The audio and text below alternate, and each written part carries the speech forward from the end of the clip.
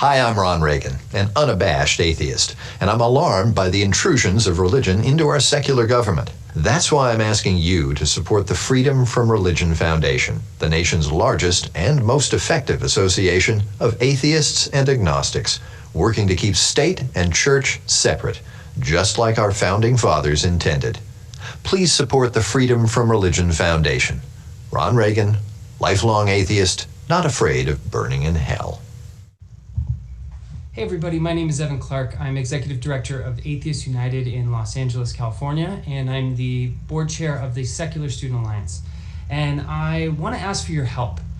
Since 2008, I've been supporting the Secular Student Alliance. That's when I founded a Secular Student Alliance club at California Lutheran University. And for me, that was a life-changing experience. It turned into a life of secular leadership and action in ways I didn't think were imaginable at the time. And I think about today's students. I think about trying to survive a pandemic. I think about trying to organize when Christian nationalists are in power and pseudoscience has become the solution for many people and how to deal with the issues of today. And we need secular students and we need secular leadership now more than ever, which is why we need your help to support the Secular Student Alliance. A monthly donation can make a world of difference because we can't just let Secular Student Alliance survive this pandemic. We have to come out of it thriving. So please go to secularstudents.org, consider a monthly donation, and thank you for attending today and supporting our work. Have a great day.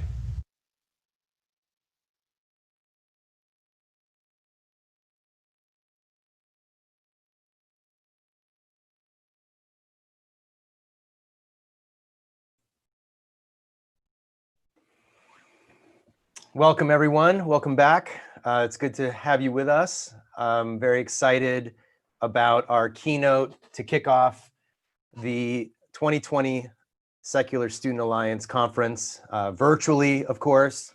Back when we thought we were going to have an in-person conference in Washington, D.C., our executive director, Kevin Bowling, reached out to Rachel Lazar at Americans United for Separation of Church and State, and she generously agreed to be our keynote speaker for that conference. And then, of course, all this happened, and here we are now on video, still with Rachel Lazar. So we're really excited to have her with us. For the past several years, she has been the CEO of the Americans United for Separation of Church and State. I know many, if not all of you that are watching this right now know of AU's excellent work in the area that is of concern to all of us. And I'm really excited to hear what Rachel has to say today about the current crisis that we're facing, or cluster of crises, I guess. So Rachel, thank you so much for taking the time out of your busy schedule to join us. I know the current political situation is keeping you and your colleagues extremely busy, and we're really excited to have you with us today. Thanks, Ryan. Hi, everyone. I'm sad that I can't see you, but we'll all do our best. So I'd like to start by saying that there's no other way to say it, that 2020 has been one of, if not the worst years that many of us have ever experienced. On top of what's going on in our country and our world, many of you have also had your school experiences interrupted. You may have family or friends whose health and livelihoods have been impacted by the pandemic. And we're looking at yet another year that is far from what we expected. While this has certainly been a dire time, there has also been cause for hope. Hope because Zoomers are activists, unwilling to tolerate our country's abject failure to attain racial equity, gun safety, and an adequate response to climate change. Hope because this tragic moment of COVID-19's disparate impact on the Black and Brown community has made it impossible to deny that systems of privilege and disadvantage put all of us, including our humanity, at grave risk. Hope because many of us have awakened to the intersectionality of so many of our struggles and the need to act now more than ever to hold our country accountable to our ideals. And hope because the need to keep religion and government separate in order to ensure not just religious freedom, but freedom and equality for all has never been more obvious. I want to thank Secular Students Alliance and Ryan Bell for inviting me to speak today. I've been looking forward to being with you all for a while. At Americans United, our work with young adults is what inspires me personally the most. We're committed to reaching a new generation of leaders to ensure that they understand and value church-state separation, and have just launched our first ever youth organizing fellowship program.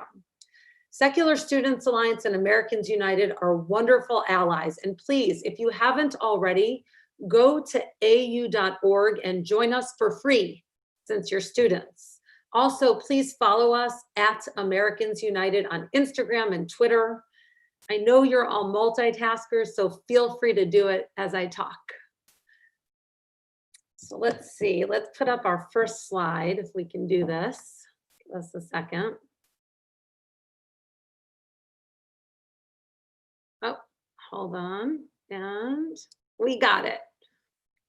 So can we agree that this is a clear as day example of Trump's Christian nationalism on display?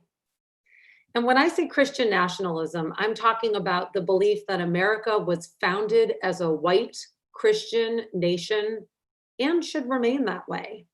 The belief that white Christians are the true Americans and that they deserve a special privileged place in our society, and anyone who isn't white and Christian, and frankly, a narrow type of white Christian, is subordinate. Let me remind you of the circumstances of this slide. People were peacefully protesting to grieve over our nation's devaluation of Black lives. And the President of the United States responded by deploying tear gas and rubber bullets so that he could clear a path for his cynical photo op holding up a Bible in front of St. John's Church. His not so hidden message: my sympathies lie not with Black Americans in anguish, but with white Christians who make up my narrow base and are the true Americans. Also symbolic, not intended, was the fact that Trump held up the Bible upside down. But his conservative white Christian base no doubt didn't care about that, since they've already embraced him as a flawed vessel put on earth by God to grant them power, privilege, and salvation. Trump's crusade to twist our fundamental principle of religious freedom into religious privilege, which is all about pandering to his base, endangers your and my religious freedom. Beyond that, it endangers the safety and well-being of so many of us, and particularly those of us who in some or many aspects of our identities don't match the white, conservative, Christian ideal. Put bluntly, Trump is using the old and proven playbook of undermining church-state separation to preserve white, Christian, conservative power structures. And this redefinition of religious freedom is taking hold.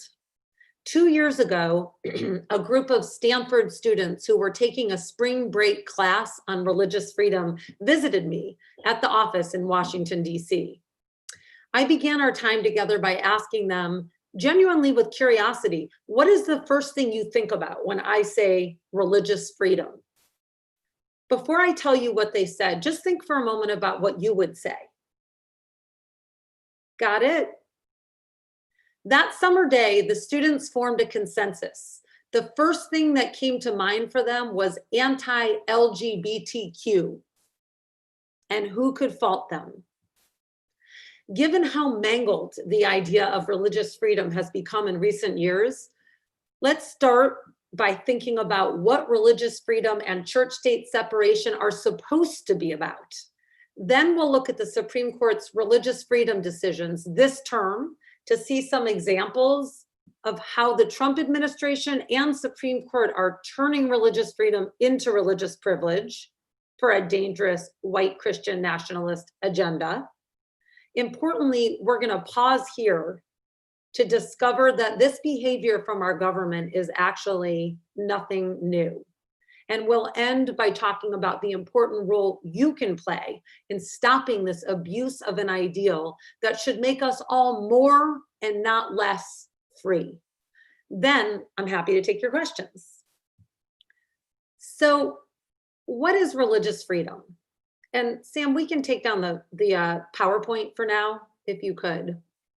So let's go back for a moment together to the history books.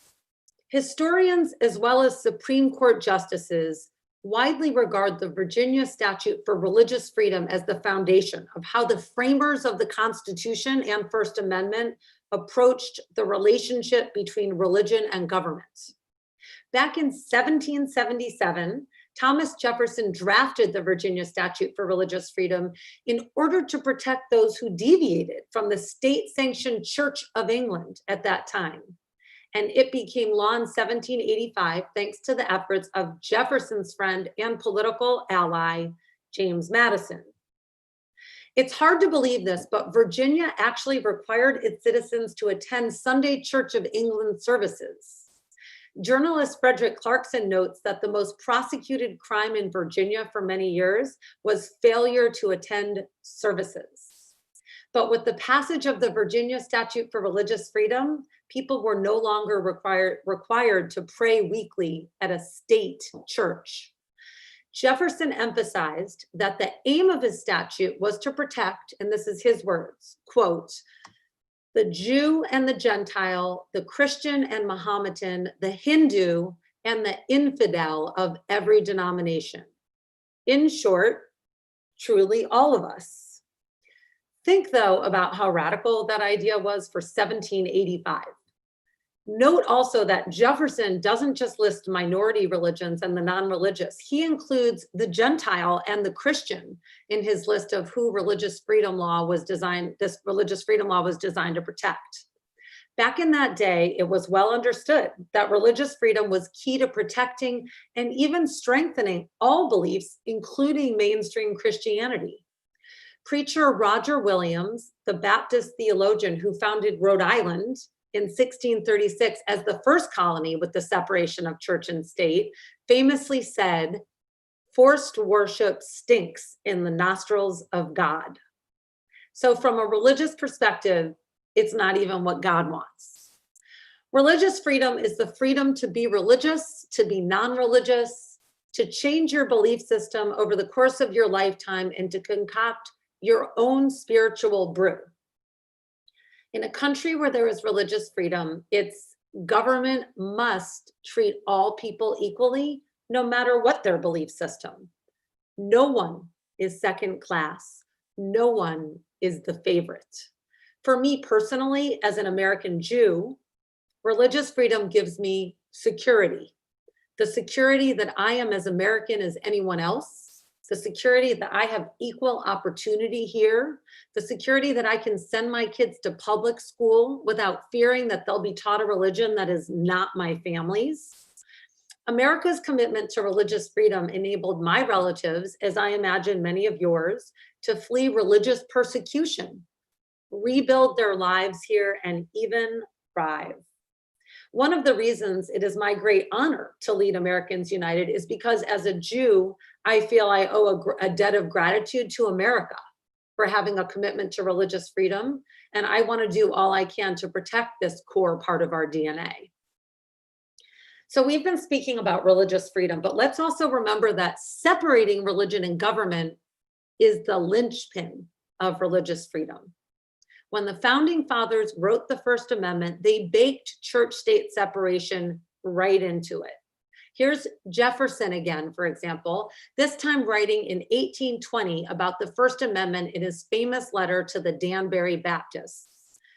Quote, and you see it on the screen, "I contemplate with sovereign reverence that act of the whole American people which declared that the legislature should make no law respecting an establishment of religion or prohibiting the free exercise thereof, thus building a wall of separation between church and state.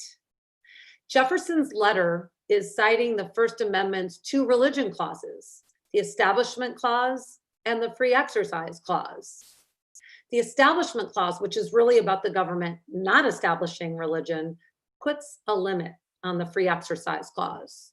No one can exercise their religion such that they're using the government's power to impose their beliefs on others. And the government cannot sanction someone using the free exercise of their religion as an excuse to cause others harm or to discriminate, because then the government would be making those harmed subsidize someone else's religious beliefs. Put simply, as Justice Ginsburg just expressed in a religious freedom case that just came down this year from the Supreme Court, your right to swing your arm ends just where the other man's nose begins. And by the way, she was citing someone from 1919. Otherwise, I'm sure she wouldn't have just said man. The point of having both religion clauses in the Constitution is that you need both to protect religious freedom for all.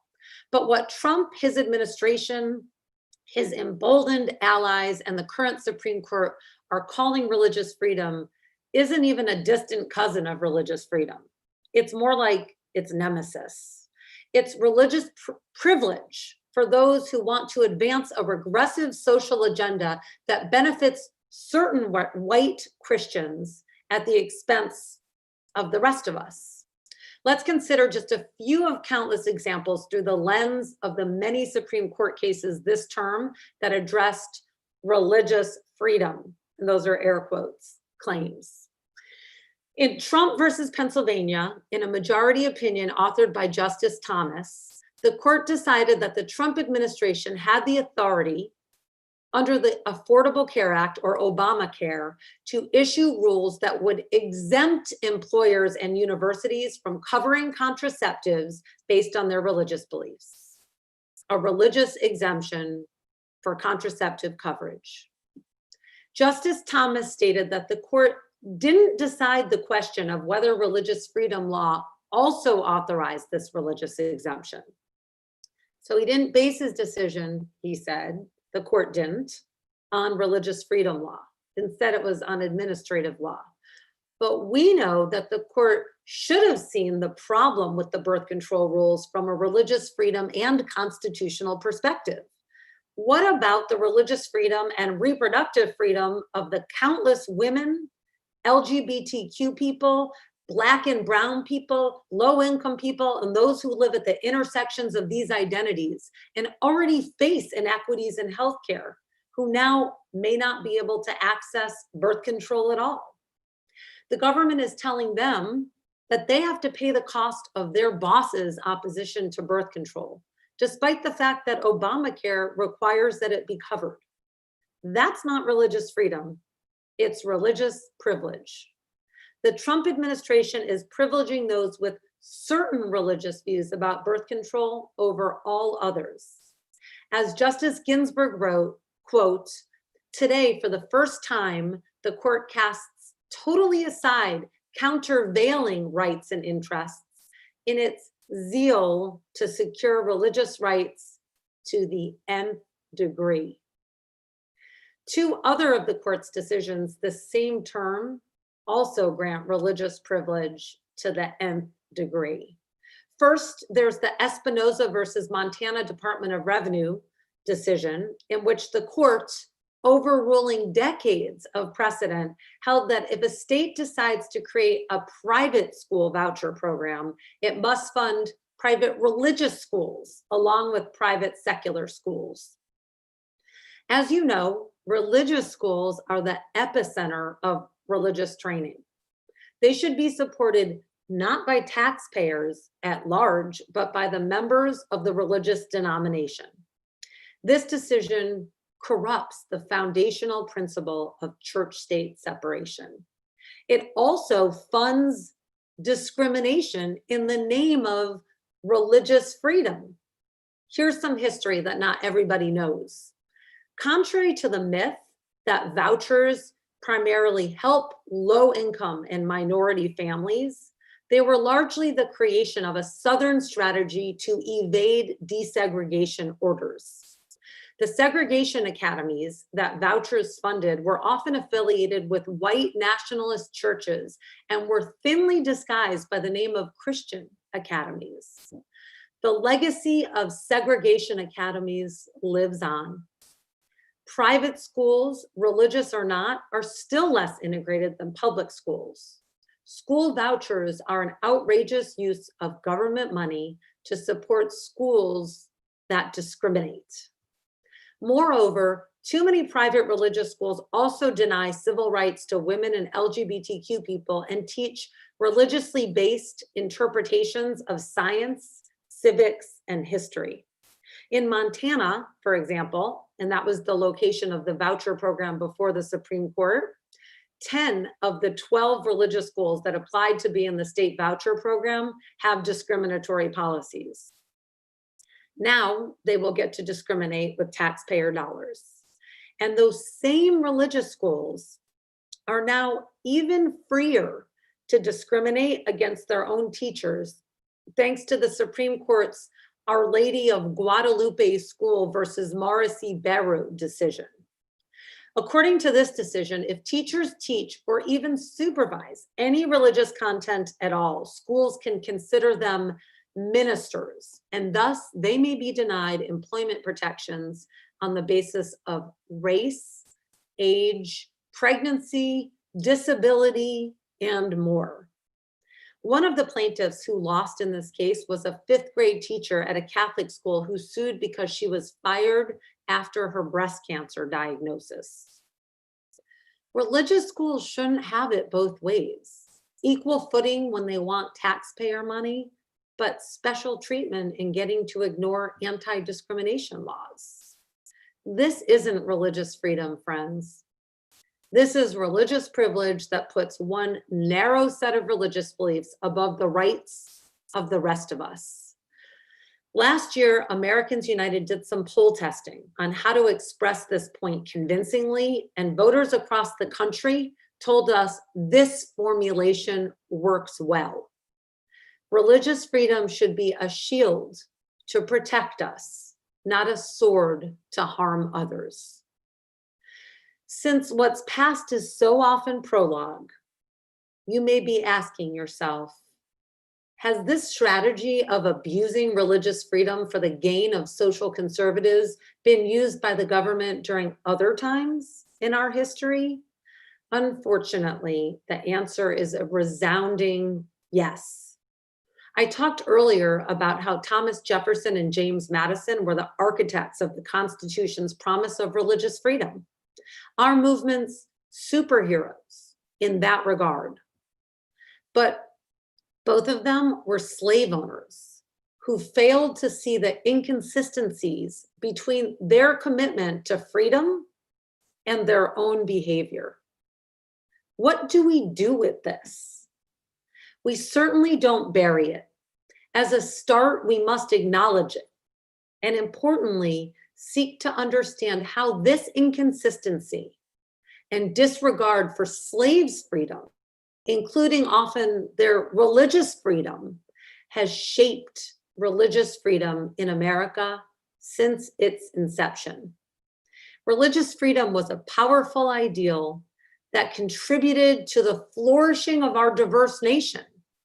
But at the same time, from our beginnings, our government also misused the ideal of religious freedom to grant religious privilege to white Christians who used it to maintain their power and others' oppression. Trump's photo op in front of St. John's Church to justify his use of chemical irritants to disperse Black Lives Matter protesters is just the most current example of a long pattern of our government using religion to justify racism. And here's another slide for you all. As civil rights icon, Representative John Lewis, who sadly just passed away last Friday night, said in 2017, when President Trump issued his, quote, religious freedom executive order targeting LGBTQ people, women, and other marginalized people. And I quote, "Some of the worst events in human history have occurred when the edicts of the church have the power of law and when the mandates of government are given unquestioned authority." Here are a few of many examples. The government used religion to justify the legality of slavery. For example, in 1852, in the infamous Dred Scott case, a lower court rejected Scott's claim for freedom from slavery and reasoned, "We are almost persuaded that the introduction of slavery amongst us was in the providence of God, a means of placing that unhappy race within the pale of civilized nations." The government used religion to justify anti-miscegenation laws. In 1959, in the landmark case of Loving versus Virginia, the trial judge, when sentencing the interracial couple who got married, reasoned that, quote, "Almighty God created the races white, black, yellow, Malay, and red, and he placed them on separate continents. The fact that he separated the races shows that he did not intend for the races to mix." And government officials used religion to attempt to stop desegregation and civil rights. In 1963, for example, Alabama Governor George Wallace argued that the federal government's effort to enforce desegregation is, quote, "a system that is the very opposite of Christ." West Virginia Senator Robert Byrd, who died only 10 years ago while still in office, cited multiple Bible passages to oppose the 1964 Civil Rights Act, including the, quote, "Levitical rules against interbreeding cattle and sowing with mingled seed," arguing that God's statutes therefore recognize the natural order of the separateness of things. Fast forward to today, and it's easier to see how the twisting of religious freedom into religious privilege for conservative Christians seeking to maintain their power and oppress others fits neatly into our history. As we have seen, Christian nationalism and white supremacy share a lot of DNA. And now, the $1 million question. How can you help reclaim religious freedom and prevent its misuse to advance conservative social agenda? And Sam, you can take that slide down. This challenging year has also clearly demonstrated that religious freedom and church-state separation is under attack, which puts all of us at risk in so many ways.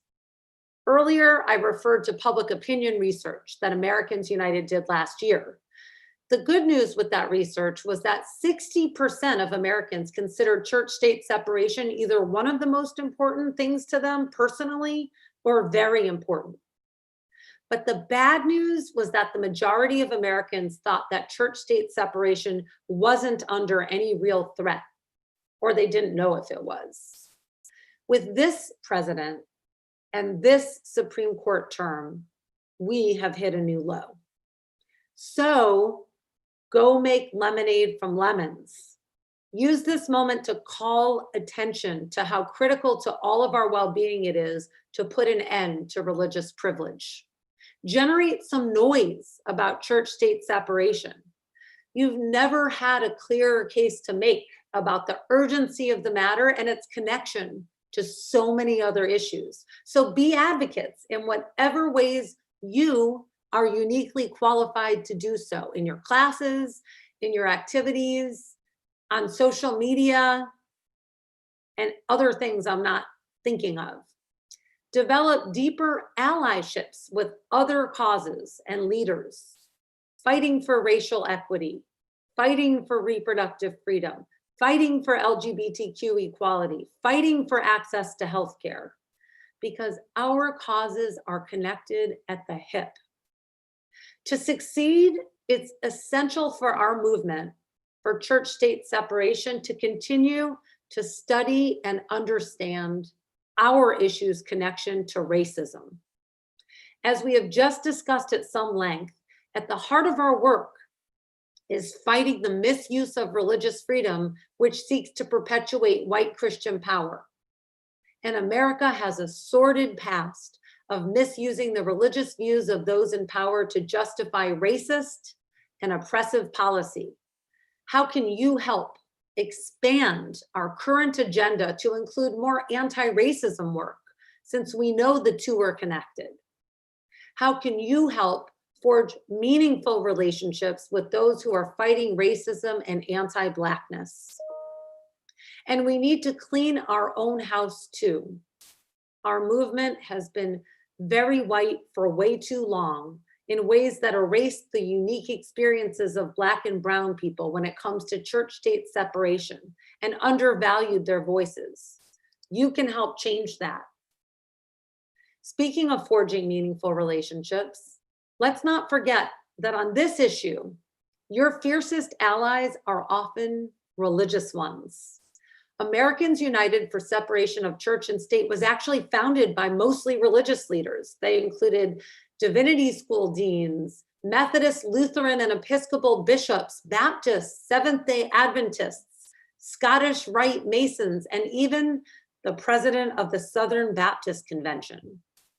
As the leader of our group, I've definitely noticed that the most passionate advocates for protecting an inclusive vision of religious freedom and for keeping religion and government separate are those who feel their religious or non-religious identity the most strongly.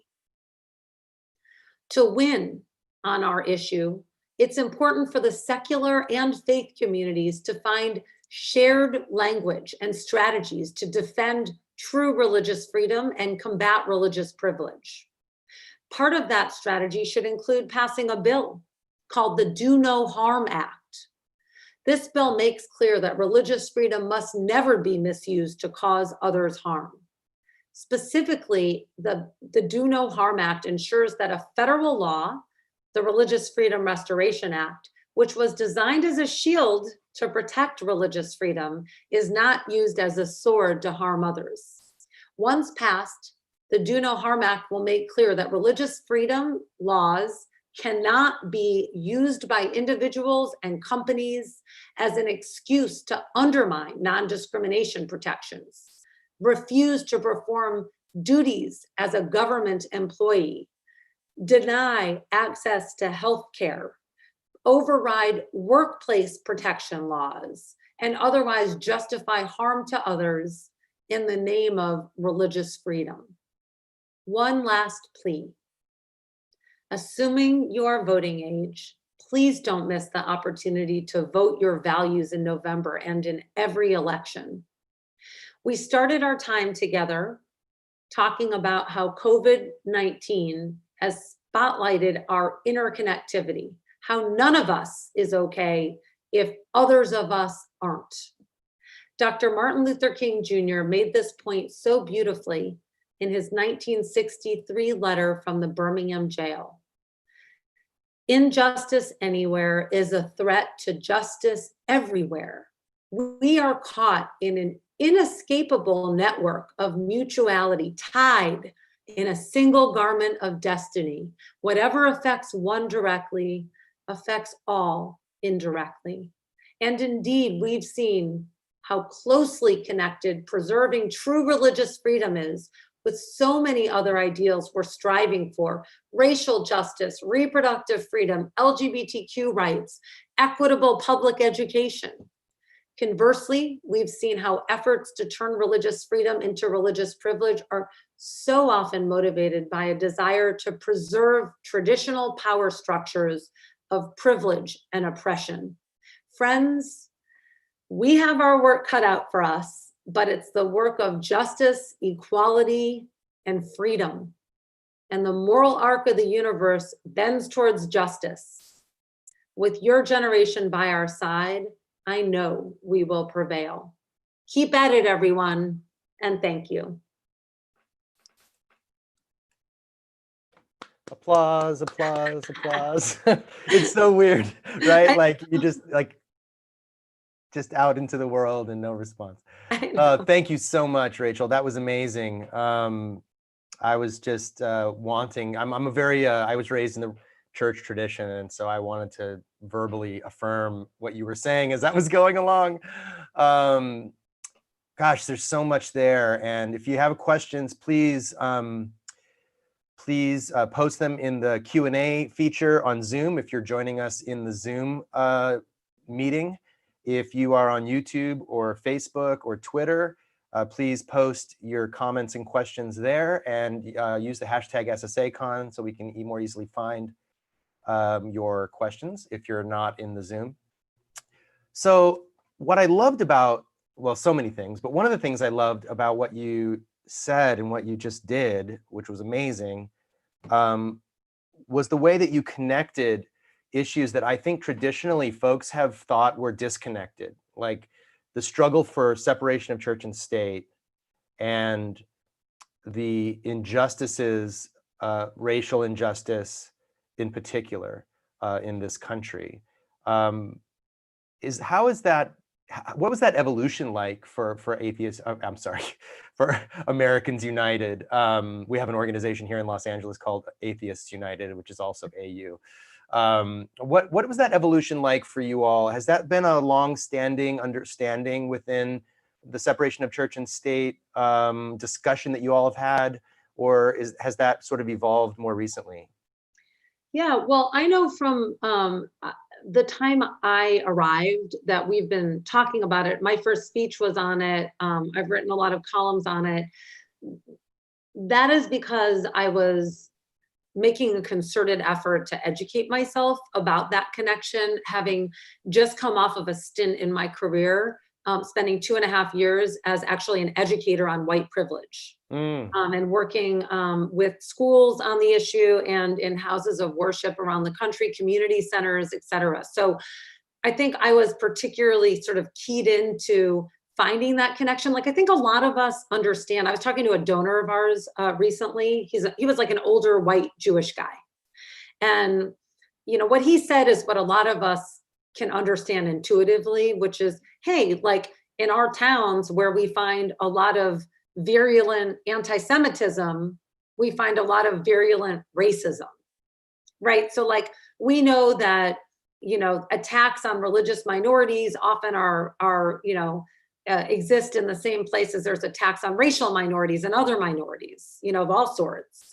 But I think sort of digging under the surface and trying to understand how that exhibits itself today. You know, the photo op when then Attorney General talked about, you know, a provision from the Bible justifying locking mostly brown children in cages, you know, like looking for those examples, trying to understand it and owning the fact that not for all, but for many Black and brown people, there is nothing new about understanding the connection between America's playbook of misusing religious freedom to advance racism. You know, that is something that is newer for white people than it is for many Black and brown people, and something that Americans United is, you know, really focused on at the moment, and has been, at least, you know, more so for the past couple of years since I got there, but definitely, like many of us, even more so now in this moment of awakening for so many white people in the country. Yeah. I mean, it's so critical. And I think what's key to it in my evolution is to really understand, you know, having come from a Seventh-day Adventist background myself, I had a strong upbringing in separation of church and state, even though I was, by all accounts, a fundamentalist, being raised in a fundamentalist Christian setting.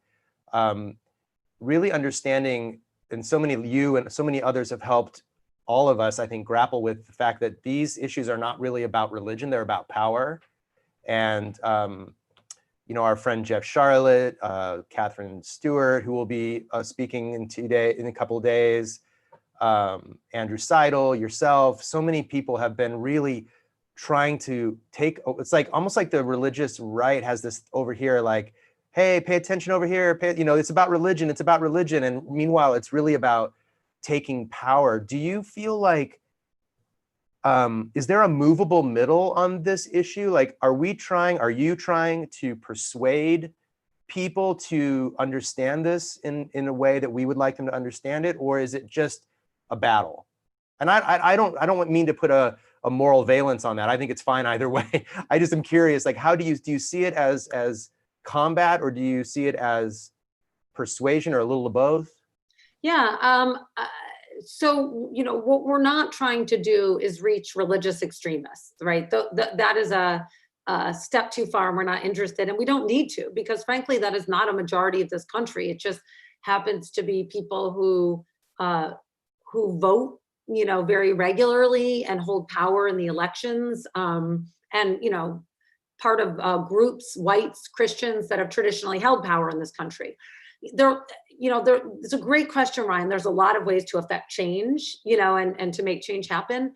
And Americans United, I think, like, the first step of this strategy is making sure that we're partnering with others in the progressive community, because I think that there have been too many elements of the progressive community, who have not sort of properly recognized how foundational church-state separation is to their issue, and who should be in lockstep with us as we are with them. So that's like a first tier audience for us: the LGBTQ community, the reproductive freedom community, the racial justice community, the immigration rights community. We partner a ton with the public school advocates community. But I do think that, one thing that our pollster said when, we got that result back, and people didn't know it was an Americans United poll.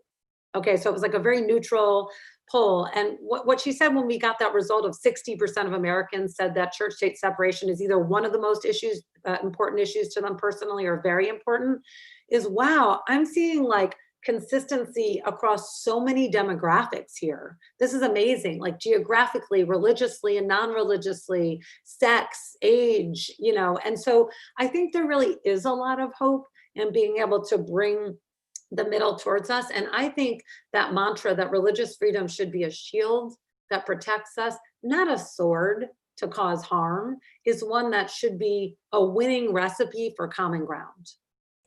Yeah, I think helping people understand that actually religious freedom, as it's truly like meant to be, is a defense of their values. And I think what your point towards the end about religious people leading the charge on this is really crucial. I mean, I think helping people know that, this liberal idea, I suppose, of separation of church and state is actually in the benefit of religious people. And it's really just bad faith lies that are trying to convince people otherwise. A couple questions from the audience so far, and if you have any other questions, please keep sending them. So Rhett, let me unmute you. I want you to, let's talk about this, how damaging the Supreme Court cases may or may not be. I'll let you ask that question. Let me see. Go ahead. Can you hear me okay? Yeah. Thanks, Rachel, so much. That was awesome. Thanks, Ryan. So a question about the recent Supreme Court cases, like how damaging do you think they will be? And can new cases that come up, can they refer back to older cases that were more church-state friendly? Or will these new cases now become the new standard for what everybody references? Yeah, it's a great question. Let me use a double negative, which is very lawyerly of me. I'm a lawyer by training, so I apologize. They're not inconsequential. They do have a pretty profound effect on church-state separation law in this country.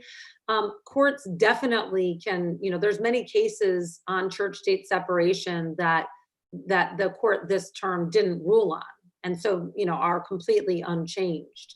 But, these cases set up new precedent, which is dangerous, precedent. And I think, how damaging are they, you asked, Rhett. I think, like, what's scariest about them is that they invite this slippery slope of this argument that if you're not treating religion from a government funding perspective exactly the same as you're treating secular organizations and secular entities, that it's somehow discriminating against religion, right? And the thing with this country is we have this profound commitment to separating religion and government, and at the heart of that is not funding religion. One of the reasons that the First Amendment religion clauses came into existence is because in colonial times, people were being forced to fund clergy salaries, and now, by the way, under this administration, the Trump administration, the Small Business Administration has given money for COVID-19 relief in the billions directly to religious schools and houses of worship to fund clergy salaries. But I digress. So, on the one hand, there's this sort of opening up of this philosophy, and you can see where some of these justices are really trying to drive it, right? Which is towards really expanding opportunities for direct government support of religion, right? On the other hand, there were a lot, the way the law works is people get lawyers get very technical in speaking about like the scope of a decision. And so even in the school voucher decision where the court said, this is just one example, and then I'm going to stop, Ryan, because I know we have other questions, but Rhett, this is a great one. So even in the school voucher context, right, where the court said if vouchers are funding private secular schools, they have to fund private religious schools, the court did not rule, right, very explicitly on whether you have to fund religious content and religious education, and whether you have to fund discrimination at religious schools. So we will certainly be arguing the narrowness of these decisions at the same time as we're being very vigilant about what they mean. Yeah, that's great. I for one am a real amateur when it comes to understanding Supreme Court case law. I'm getting better hanging around with all of you folks and reading all of these things, but I count on my Facebook friends who are lawyers to spell it out for me. Can't be an expert at everything, I guess. So actually, Red had a follow-up, which was whether what other big cases or cases in general, I guess, even that you're working on right now that you could talk about? Yeah, Boy. We have a lot of cases. We actually have a case out of Colorado on behalf of an atheist prisoner who was required to on his way out of was required to move into a Christian program, sort of in order to become free again. And he said that violates my religious beliefs. I'm an atheist, and he was sent back to prison.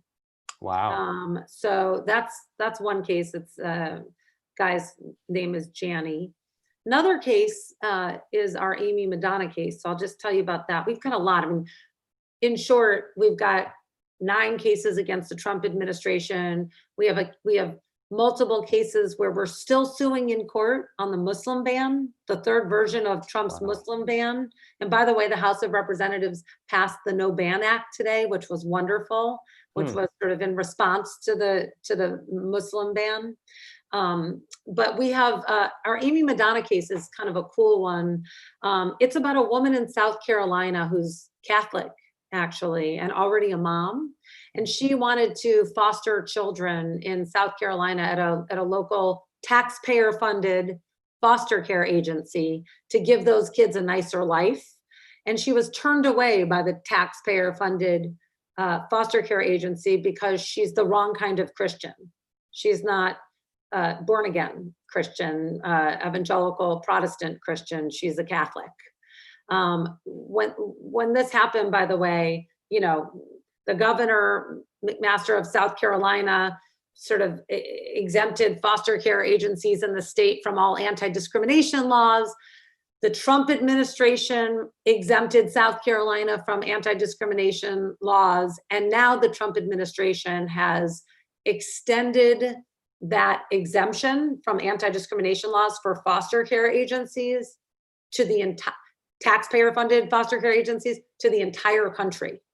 But our case is on behalf of this woman, Amy Madonna, and it's a great companion case to some other cases in South Carolina about this same taxpayer-funded foster care agency, Miracle Hill Ministries, turning away LGBTQ couples as well, right? And we love having these cases exist in tandem because they make this interconnectivity point.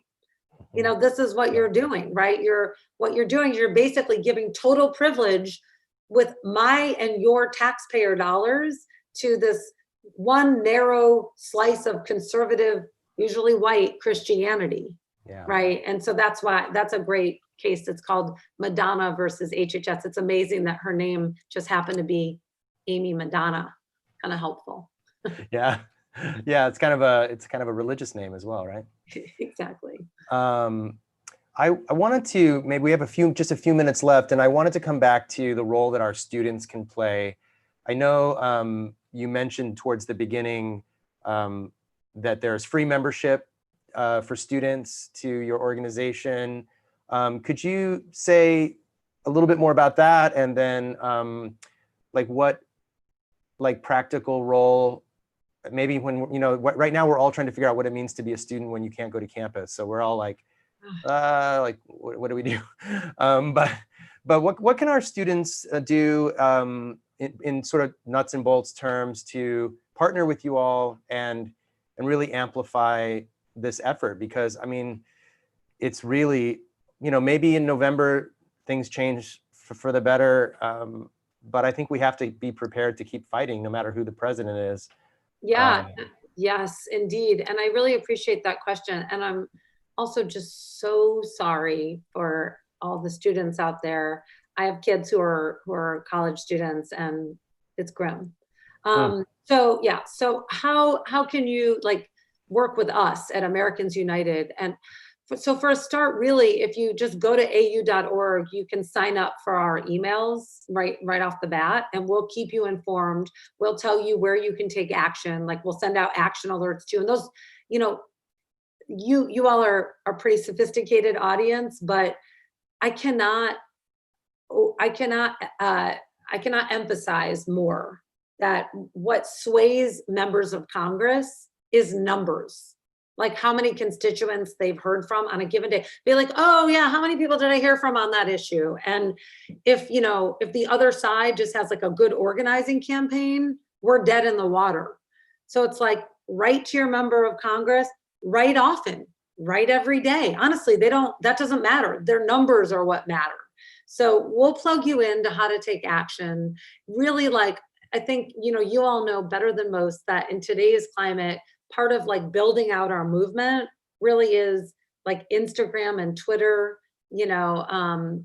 so please do follow us at Americans United and amplify the message. But also, as I said before, I mean, I think, we're going to win by doing two things a lot more: making a lot more noise and being a lot more visible with church-state separation, or the separation of religion and government, connecting it to all these issues, and broadening our allies and our movement.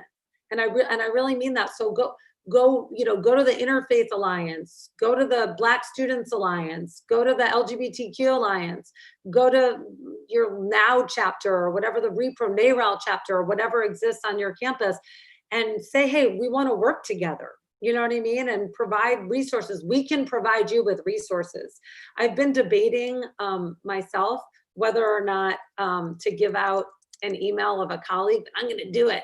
I hope Sarah, who's listening, will agree with this decision. But we have this phenomenal youth organizing director. So we have a dedicated person at Americans United who works full-time organizing younger adults to take action on our issues and educating them. Her name is Alicia Johnson, and she can be reached at johnson@au.org, JOHNSON.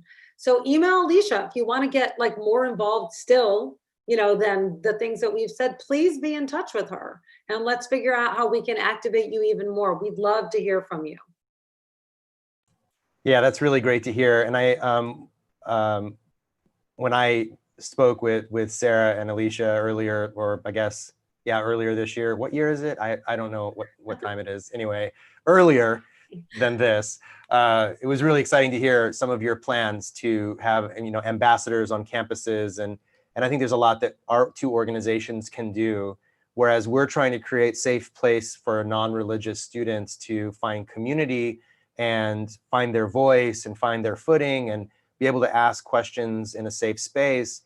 And then we also have an aspiration for them to become active politically in their community and in national politics by making their needs known. And I think working with you and other organizations like Atheists United, American Atheists, Yeah. all the different organizations, is something that I really hope more and more of our students will do. If you have another, let's see, we have another question. I think we're okay on time. You okay on time? Yeah. Let me bring Elizabeth into this conversation.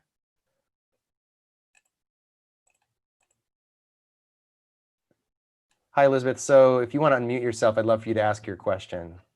Hi, can you hear me? Yeah, pretty good. Great. I'm interested in knowing what you think about the government funding of religious efforts and if they will really undermine religious goals of getting more people to adhere to their religion. That is, that people will be turned away by some of these policies like the anti-LGBTQ plus policies and anti-reproductive freedom policies, and this will backfire on people wanting to kind of get the government behind them.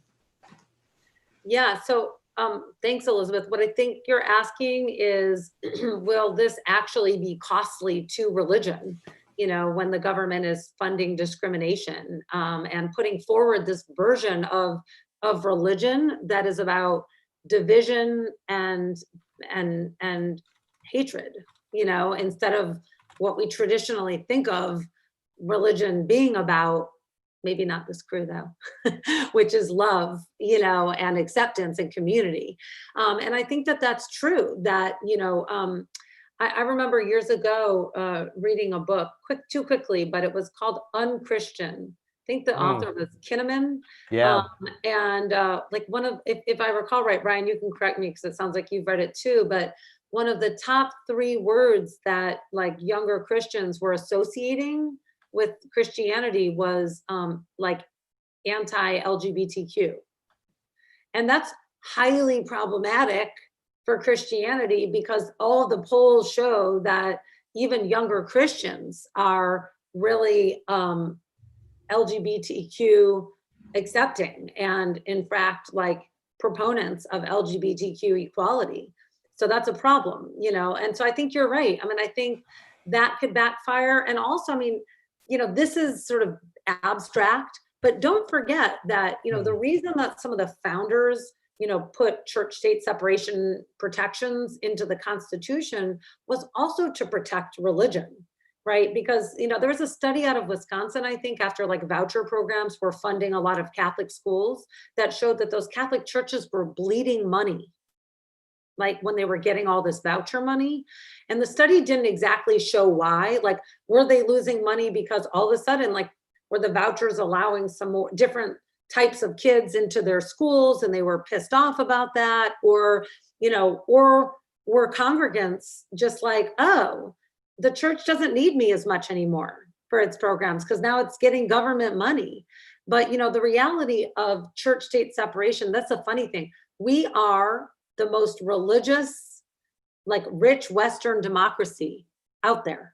And the reason, one of the main reasons is because we have church-state separation. So religion has to like evolve in a way that keeps its members and attracts people and stays alive.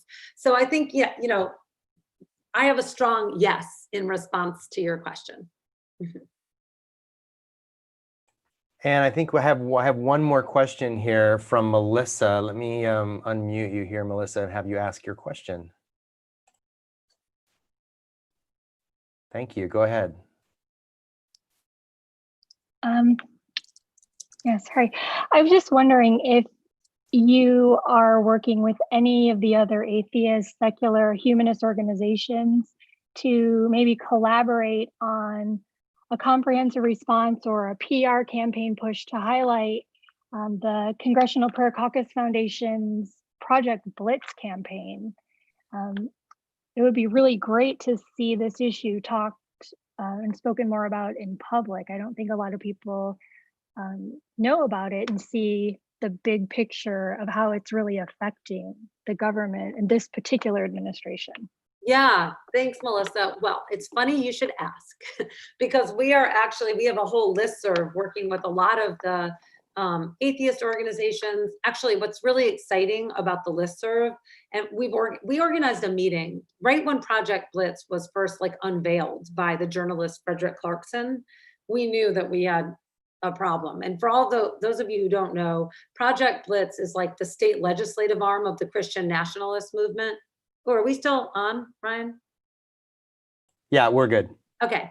And so what that means is that they are trying to they have a whole playbook with a number of model bills, and they're trying to pass this escalating series of bills that starts small in their view, like posting "In God We Trust" in public schools and on public buildings, and escalates all the way to religious exemptions that are intended to allow for discrimination against LGBTQ people and women.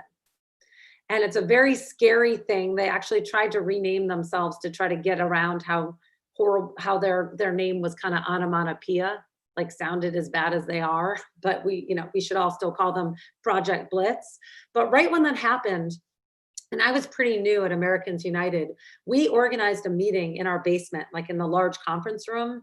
And the thing that was so cool about the meeting is that there was unbelievable energy there. Like it was tangible because we brought together, like we are Americans United, okay? But we had atheist groups, religious groups, the NAACP, NARAL Pro-Choice America, the Human Rights Campaign, the National Women's Law Center, public school groups. It was unreal. Like everyone came together aware of the fact that Project Blitz was ultimately affecting all of us.